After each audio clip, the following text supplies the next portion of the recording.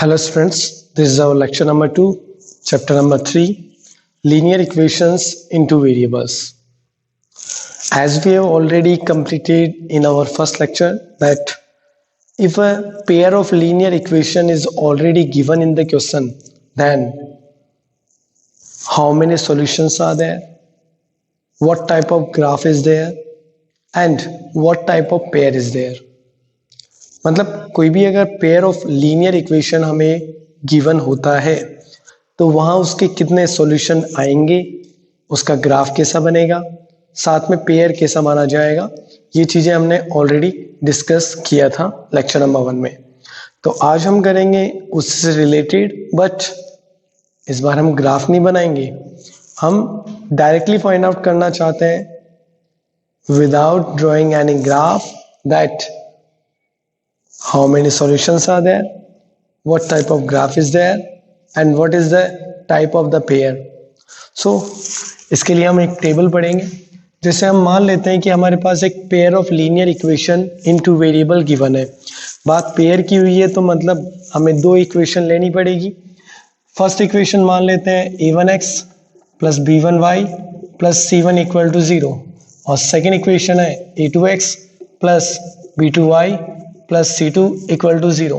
तो ये दो हमने लीनियर इक्वेशन का जो जनरल फॉर्म है उसे ले लिया। अब यहाँ पर अगर हमें सॉल्यूशन के टाइप, ग्राफ के टाइप और पेयर का टाइप चाहिए तो हमें इनके कोएफिशिएंट को आपस में रेशियो फाइंड आउट करना होगा। तो पहले x के कोएफिशिएंट है यहाँ a1 और a2, दोनों को डिवाइड करेंगे a1 अपॉन a2।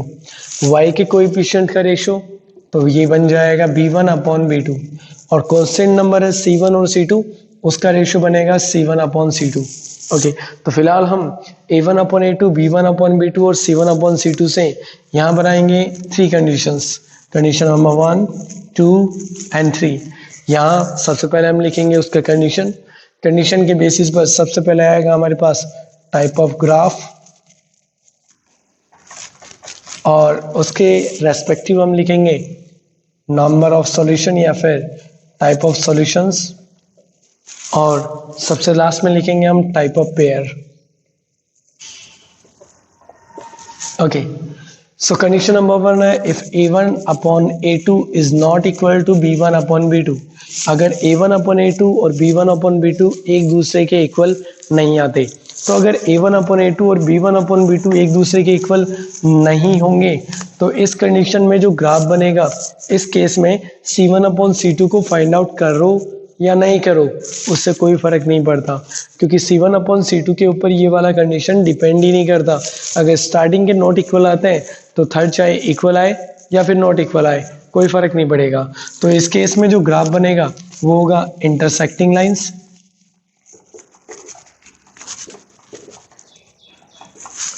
जो सॉल्यूशन का टाइप होगा, क्योंकि लाइन इंटरसेक्ट कर रही है तो एक कॉमन पॉइंट होगा जो कि दोनों इक्वेशन को सेटिस्फाई करेगा। It means we have one unique solution. इसका एक वन यूनिक सॉल्यूशन हमें जरूर मिलेगा। Okay, then third condition type of pair. अगर सॉल्यूशन आता है तो वो पेयर माना जाता है कंसिस्टेंट, तो ये माना जाएगा कंसिस्टेंट पेयर। ओके, अब कंडीशन नंबर 2 है if a1 upon a2 is equal to b1 upon b2 but not equal to c1 upon c2। अगर स्टार्टिंग के दो रेशियोज इक्वल हो जाए लेकिन थर्ड रेशियो इक्वल नहीं हो तो इस केस में जो ग्राफ का टाइप होगा वो होगा हमारा पैरेलल लाइंस। इस केस में लाइंस पैरेलल बनेगी और अगर पैरेलल लाइन है मतलब कोई भी ऐसा कोई कॉमन पॉइंट नहीं होगा जो दोनों इक्वेशन को एक साथ सेटिस्फाई करता है। It means we have no solutions, इसका कोई सॉल्यूशन नहीं होगा। और अगर सॉल्यूशन नहीं है तो फिर पेयर माना जाता है इनकंसिस्टेंट पेयर, तो ये पेयर आएगा inconsistent. Okay, then condition number 3 है a1 upon a2 is equal to b1 upon b2 and again equal to c1 upon c2। a1 upon a2, b1 upon b2 और c1 upon c2 तीनों आपस में equal आ जाते हैं। तो अगर तीनों इक्वल आ गए तो उसका जो ग्राफ का टाइप होगा वो होगा हमारा कोइंसिडेंट लाइन। लाइंस कोइंसिडेंट होगी और कोइंसिडेंट लाइन होगी मतलब हर एक पॉइंट कॉमन पॉइंट की तरह बिहेव करेगा, दोनों इक्वेशन को इजीली सेटिस्फाई करेगा। It means we have many solutions. यहाँ पर बहुत सारे सॉल्यूशंस आएंगे और सॉल्यूशन चाहे एक आए चाहे मैनी आए उसको माना जाएगा कंसिस्टेंट पेयर। तो ये पेयर होगा कंसिस्टेंट पेयर। तो ये हमारे पास वो टेबल जिससे हम फाइंड आउट कर सकते हैं कि वो भी बिना ग्राफ बनाए फाइंड आउट कर सकते हैं कि ग्राफ कैसा बनेगा, type of graph, type of solution and type of pair. Type of pair में ये चीज़ का समझना जरूरी है कि जहाँ सॉल्यूशन आता है, चाहे वन सॉल्यूशन हो चाहे मैनी सॉल्यूशन हो, उसको माना जाता है कंसिस्टेंट पेयर, और जिसमें सॉल्यूशन नहीं आता उस पेयर को माना जाता है इनकंसिस्टेंट पेयर। ओके, अब इन तीनों कंडीशंस के लिए 3 एग्जाम्पल समझ लेते हैं, जिसमें हम एक बार तो ये डायरेक्टली कैलकुलेट करके इन तीनों चीज़ों के बारे में पढ़ेंगे और एक बार हम उसका एक्चुअल जो ग्राफ है उसे भी बनाकर समझ लेंगे। Okay,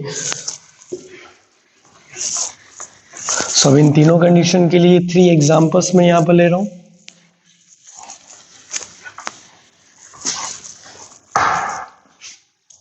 condition number 1, first question है जैसे x plus y is equal to 5 और सेकंड इसका जो ग्राफ है वो हमारे पास में 2x plus 3y is equal to 13। Okay, फिलहाल अभी हमें एक बार तो पहले रेशियो के थ्रू यहाँ पर तीनों चीज़ों के बारे में बताना है। What is the type of graph, how many solutions are there and what type of pair is this. Okay, उसके बाद मैं इसका एक्चुअल में ग्राफ भी बनाऊंगा और ग्राफ बनाकर भी पता करूंगा कि भाई जो चीज़ें मैंने फाइंड आउट किया है वो बिल्कुल सही या गलत है। ठीक है, तो हम अभी फर्स्ट जो इक्वेशन है उसको उसकी जनरल फॉर्म से कंपेयर करते हैं, a1x plus b1y plus c1 equal to 0। लेकिन ये तो जनरल फॉर्म में नहीं है क्योंकि इस केस में इक्वल में 0 ना चाहिए, यानी कॉन्स्टेंट नंबर हमारा लेफ्ट साइड में चाहिए। तो 5 को नेगेटिव में लाएंगे इक्वल टू 0, 13 को नेगेटिव में लाएंगे इक्वल टू 0। फिलहाल अब हम a1 अपॉन a2 को डिवाइड करते हैं। a1 का वैल्यू x का कोएफिशिएंट है 1, यहाँ पर x का कोएफिशिएंट है 2, तो a1 अपॉन a2 का वैल्यू बन गया है 1 upon 2। Okay, then second value है b1 अपॉन b2, तो b1 का वैल्यू है यहाँ से पॉजिटिव 1, b2 का वैल्यू है पॉजिटिव 3, तो b1 अपॉन b2 आ गया 1 अपॉन 3। ओके, देन नेक्स्ट है c1 अपॉन c2, तो c1 का वैल्यू है नेगेटिव 5 अपॉन नेगेटिव 13, नेगेटिव से नेगेटिव कैंसिल हो गया तो ये वैल्यू बन गया 5 अपॉन 13 के इक्वल। तो फिलहाल अभी हम ऑब्जर्व कर सकते हैं कि a1 upon a2 is not equal to b1 upon b2 है। a1 upon a2 b1 upon b2 के नॉट इक्वल है। थर्ड कंडीशन पर हम ध्यान देंगे नहीं क्योंकि वो तो ऑलरेडी नॉट इक्वल है और उसके होने या नहीं होने का कोई फर्क नहीं पड़ता, जबकि स्टार्टिंग के दो नॉट इक्वल हो तो। ओके, तो अगर ये कंडीशन नंबर 1 को सेटिस्फाई कर रहा है, it means we can say that we have intersecting lines. यहाँ लाइंस जो होगी वो इंटरसेक्टिंग होगी, और अगर लाइंस इंटरसेक्टिंग है it means one common point is there जो कि दोनों इक्वेशन को इजीली सेटिस्फाई करेगा। It means we have one unique solution, एक यूनिक हमारे पास सॉल्यूशन बनेगा। And the condition number 3 is the type of pair. अगर एक सॉल्यूशन है इट मींस पेयर माना जाएगा कंसिस्टेंट पेयर। ओके, अब चेक करते हैं कि ये इंफॉर्मेशन सही है या गलत है।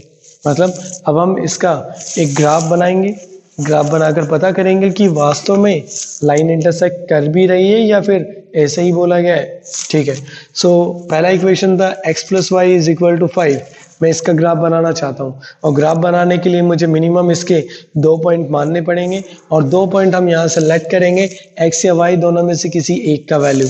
जैसे हम यहाँ लेट कर लेते हैं एक बार x इक्वल टू 0, x को अगर हम 0 पुट करेंगे तो 0 plus y is equal to 5, तो y का वैल्यू आ जाएगा पॉजिटिव 5। और एक बार लेट कर लेते हैं x को पॉजिटिव में 1, तो x को अगर पॉजिटिव में 1 मानेंगे तो ये बन जाएगा 1 plus y is equal to 5 और y का वैल्यू बन जाएगा पॉजिटिव 4।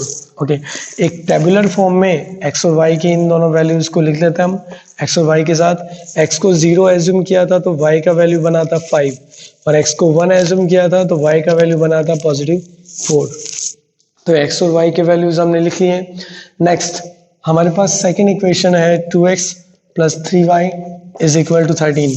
इसका ग्राफ बनाने के लिए मैं वापस से कोई दो वैल्यूज़ को एज्यूम करूँगा। फिलहाल मैं y के वैल्यूज़ को एज्यूम करूँगा क्योंकि मैं 3 का डिवाइड करना नहीं चाहता, क्योंकि 3 का डिवाइड पॉसिबल है कि कभी फुल टाइम हो जाए, और अगर फुल टाइम नहीं हुआ तो फिर वो नॉन टर्मिनेटिंग कंडीशन देगा जिसको ग्राफ में लोकेट करना थोड़ा सा मुश्किल होगा। इसलिए मैं फिलहाल y के वैल्यूज़ को एज्यूम करता हूँ y equal to 0 and y equal to 1। So y का वैल्यू 0 एज्यूम करेंगे तो बन जाएगा 2x plus 0 is equal to 13, और x का वैल्यू मिल जाएगा 13/2, it means 6.5। Okay, then y का वैल्यू 1 अगर पुट करें इसके अंदर तो 3 इक्वल टू 13, तो 2x इज इक्वल टू 10, और x का वैल्यू बन जाएगा पॉजिटिव में 5। तो एक बार फिर से मैंने यहाँ पर x और y के दो सॉल्यूशंस या फिर दो वैल्यूज़ को फाइंड आउट कर लिया है। फिर से हम टेबुलर फॉर्म में लिख लेते हैं x और y के साथ। x का वैल्यू जब 6.5 है तो उस वक्त y का वैल्यू है 0, और x का वैल्यू 5 है तो y का वैल्यू है पॉजिटिव 1। अब इन दोनों जो हमारे पास टेबल्स है, इन सारे पॉइंट्स को हम लोकेट कर देते हैं ग्राफ के अंदर। सो जैसे ये हमारे पास ग्राफ है, इसमें ये x एक्सिस है और ये है हमारा y एक्सिस। ओके, यहाँ पर x का जो हाईएस्ट वैल्यू है वो 6.5 तक है, तो x का वैल्यू उससे ज़्यादा लेना होगा। 1 2 3 4 5 6 एंड 7। ओके, y का वैल्यू हाईएस्ट जो है वो 5 तक है हमारा। सो y इज 1 2 3 4 एंड 5। ठीक है, सो पहले इसके लिए ग्राफ बना लेते हैं हम।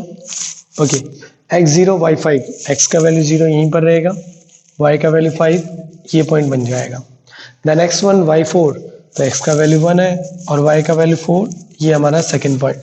और अब इन दोनों को हम आपस में ज्वाइन कर देंगे। सो इन दोनों को ज्वाइन कर लेते हैं हम।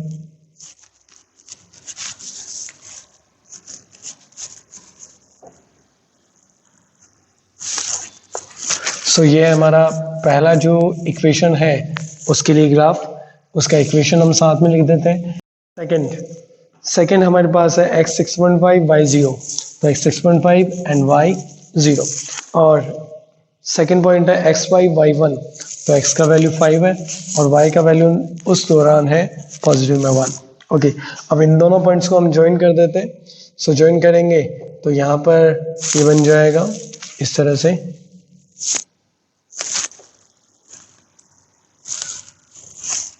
ये बन गया हमारा सेकंड जो इक्वेशन है उसका ग्राफ। तो सेकंड इक्वेशन हमें गिवन था, उस इक्वेशन को लिख देते हैं। इक्वेशन है 2x plus 3y equal to 13। जैसे कि यहाँ पर ऑलरेडी देख सकते हैं कि ये दोनों लाइंस एक दूसरे को किसी एक पॉइंट पर इंटरसेक्ट कर रही है। इट मीन्स हमारा ये बिल्कुल सही है कि लाइन इंटरसेक्टिंग आएगी। यहाँ पर एक सॉल्यूशन जरूर आएगा और वो सॉल्यूशन आएगा x equal to 2 and y equal to 3।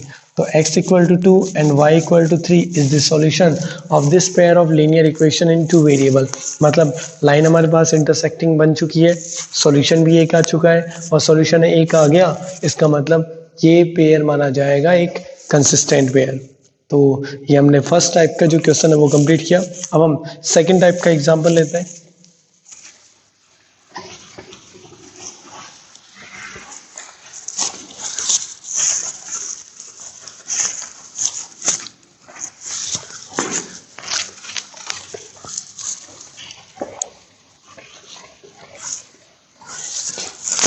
Okay, so second type, उसका फर्स्ट इक्वेशन मानते हैं x plus y is equal to 5 और सेकेंड इक्वेशन होगा 2x plus 2y is equal to 9।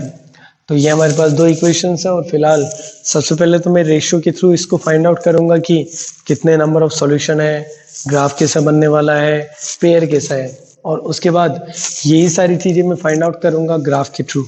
ठीक है, सो सबसे पहले यहाँ पर जनरल फॉर्म में कन्वर्ट करते हैं 5 और 9 को लेफ्ट साइड में लाकर। तो अब हम a1 अपॉन a2 को फाइंड आउट करेंगे तो वो आएगा 1/2 x के कोएफिशिएंट का रेशो। b1 अपॉन b2 बन जाएगा y के कोएफिशिएंट का रेशो जो हो जाएगा 1/2। और क्योंकि ये दोनों इक्वल है तो थर्ड को फाइंड आउट करना पड़ेगा। c1 अपॉन c2 होगा -5 अपॉन -9 और ये तो 1/2 नहीं बना, मतलब a1 upon a2 is already equal to b1 upon b2 but not equal to c1 upon c2। Starting के दो रेशियोज आपस में इक्वल है लेकिन थर्ड रेशियो इक्वल नहीं है, यानी ये केस माना जाएगा हमारा पैरेलल लाइंस के लिए। यहाँ पर होगी पैरेलल लाइंस, और अगर लाइंस पैरेलल है मतलब कोई भी हमें कॉमन पॉइंट कभी नहीं मिलेगा, और कोई कॉमन पॉइंट नहीं है इसका मतलब वी हैव नो सॉल्यूशंस, यहाँ कोई सॉल्यूशन नहीं माना जाएगा। और अगर इसका कोई सॉल्यूशन नहीं है तो इस पेयर को बोलना होगा इनकंसिस्टेंट पेयर।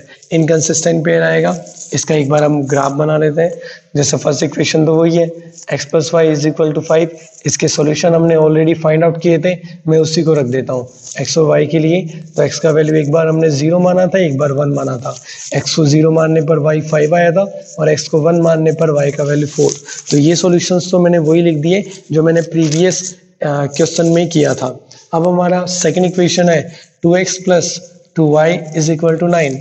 यहाँ पर भी x और y के हम डिफरेंट वैल्यूज को एज्यूम कर लेते हैं x और y के लिए। सो x को जब 0 एज्यूम करेंगे तो y का वैल्यू आएगा 2 डिवाइड में, मतलब 9/2 4.5। और एक बार अगर हम y को 0 एज्यूम कर लें तो x का वैल्यू बन जाएगा 4.5। अब हम इन दोनों का जो ग्राफ है उसे बना लेते हैं। सो ग्राफ बनाने के लिए ये दोनों एक्सिस हमारे पास x एंड y। x पर ये वैल्यूज है 1 2 3 4 5 6, y पर है 1 2 3 4 5। सो पहला पॉइंट है x0 y5, तो x0 है, y का वैल्यू 5 है। ओके, ये फर्स्ट पॉइंट हो गया। x1 y4, तो x का वैल्यू 1 और y का वैल्यू 4। अब हम इन दोनों को ज्वाइन कर लेंगे आपस में। सो इनकी ज्वाइनिंग से ये बन गया हमारा पहला जो इक्वेशन है उसका ग्राफ। उसकी इक्वेशन हम साथ में लिख देते हैं x + y = 5। Okay, second equation के लिए x0 y 4.5, तो x0 और y का वैल्यू है 4.5। देन x 4.5 एंड y0, तो x 4.5 और y0 अप्रोक्स यहाँ पर ले सकते हैं हम। इन दोनों को जब हम ज्वाइन करेंगे तो ये ग्राफ कुछ हमारा इस तरह से बनेगा। डायरेक्टली मैंने ये अभी स्केल से तो बनाया नहीं है, स्केल से जब आप बनाओगे तो आपको ज़्यादा अच्छे से पता चल जाएगा कि ये दोनों जो लाइंस है वो बिल्कुल एक दूसरे के पैरेलल है, जो कभी भी एक दूसरे को इंटरसेक्ट नहीं करने वाली। और अगर इंटरसेक्ट नहीं करेगी तो कोई कॉमन पॉइंट नहीं मिलेगा। कॉमन पॉइंट नहीं मिलेगा तो इक्वेशन को सेटिस्फाई करने वाला एक भी हमारे पास सॉल्यूशन नहीं आ पाएगा, मतलब नो सॉल्यूशन। और कोई सॉल्यूशन नहीं है तो इस पेयर को बोला जाएगा इनकंसिस्टेंट। मतलब जो मैंने रेशियो से चीज पता किया और जो एक्चुअल में ग्राफ बनाकर पता किया बिल्कुल सेम है। दोनों एक ही चीज को इंडिकेट कर रही है कि इसकी जो ग्राफ बनेगा वो पैरेलल बनेगा और इसका कोई सॉल्यूशन नहीं होगा, और साथ में पेयर माना जाएगा इनकंसिस्टेंट पेयर। ओके, अब हम थर्ड टाइप का जो क्वेश्चन है उसके बारे में देखते हैं।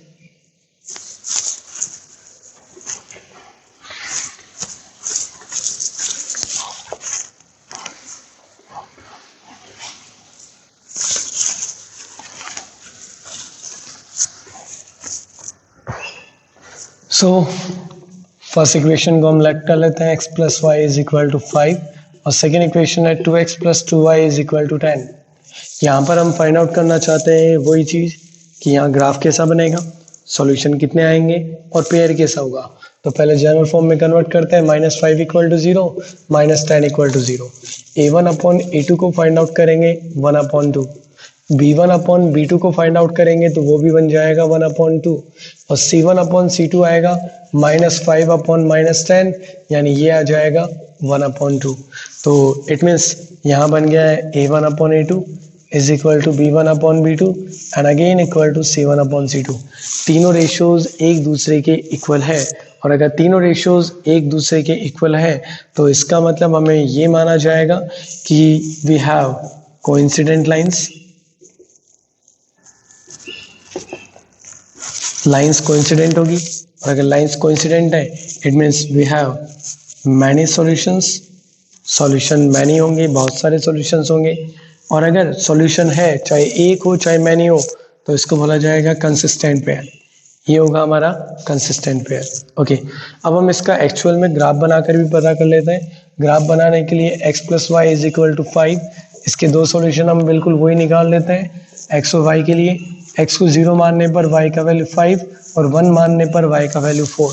सेकेंड इक्वेशन है 2x + 2y = 10। इसके लिए भी x और y के दो वैल्यू एज्यूम करेंगे। एक बार हम x को 0 मान लेते हैं, एक बार y को 0। तो x को 0 मानने पर y का वैल्यू बन जाएगा 5 और y को 0 मानने पर x का वैल्यू बन जाएगा 5।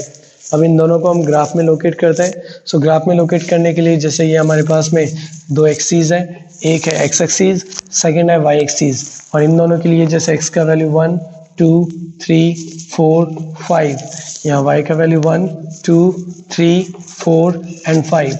सो पहला जो ग्राफ है उसको बनाते हैं x0 y5, तो x का 0 और y का वैल्यू है 5। देन x1 y4, तो x का वैल्यू 1 है और y का वैल्यू है 4। इन दोनों को हम आपस में ज्वाइन कर देंगे और इससे बन जाएगा हमारा पहला जो इक्वेशन है उसका ग्राफ। तो ये पहले इक्वेशन का जो ग्राफ है वो बन गया। अब सेकंड हमारे पास जो पॉइंट है वो है x0 y का वैल्यू 5, x का वैल्यू 0, y का वैल्यू 5, यही पॉइंट आएगा। और सेकंड पॉइंट है x5 y0, तो x5 और y0, मतलब इन दोनों को भी ज्वाइन करने पर सेम लाइन रिपीट कर रही है। तो दोनों लाइन एक ही है, दोनों अलग अलग नहीं है। तो इस इक्वेशन और इस इक्वेशन दोनों का जो हमने ग्राफ बनाया वो बन रहे हैं कोइंसिडेंट लाइन, जो एक दूसरे पर ओवरलैप कर रही है, मतलब हर एक पॉइंट कॉमन पॉइंट की तरह बिहेव कर रहा है। और इसके बनेंगे हमारे पास मैनी सॉल्यूशंस, और क्योंकि मैनी सॉल्यूशंस है, सॉल्यूशन है हमारे पास, इससे इसको माना जाएगा कंसिस्टेंट पेयर। तो ये लेक्चर हमने कंप्लीट किया इनके रेशियो से रिलेटेड, कि हम जो ग्राफ का टाइप है, जो सॉल्यूशन के टाइप है और जो पेयर का टाइप है, उसको बनाने के लिए हर बार हमें ग्राफ बनाने की जरूरत नहीं है। हम डायरेक्टली यहाँ जो रेशियोज है, रेशियोज के थ्रू भी हम यहाँ पता कर सकते हैं कि ग्राफ किस तरीके का बनेगा। ओके, सो इस लेक्चर में इतना ही, और बाकी जो चैप्टर का अगला टॉपिक है वो हम नेक्स्ट लेक्चर में कंप्लीट करेंगे।